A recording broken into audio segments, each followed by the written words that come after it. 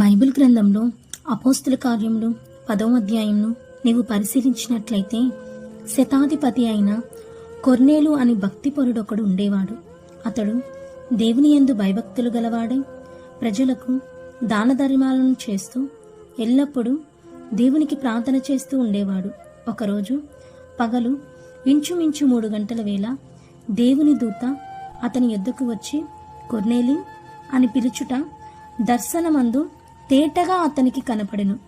ఇక్కడ నీవు గమనించినట్లయితే దేవుని దూత ఎందుకు కొర్నేలుకు ప్రత్యక్షమైంది?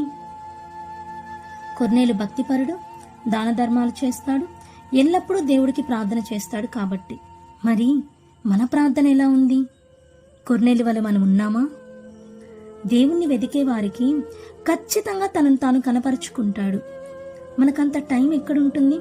దేవుని సన్నిధికి వెళ్తాం, మోకాలు వేసి మన సమస్యలన్నీ ఆయనతో చెప్పుకుంటాం, ఒక రిపోర్ట్ లాగా రాసి ఆయన ఎదుట పెట్టి ఆమెనంటాం. ప్రేమతో మనోనిదానంతో ఆయన సన్నిధిని వెదికిన నాడు ఖచ్చితంగా ఆయన ప్రత్యక్షతను చూస్తాం.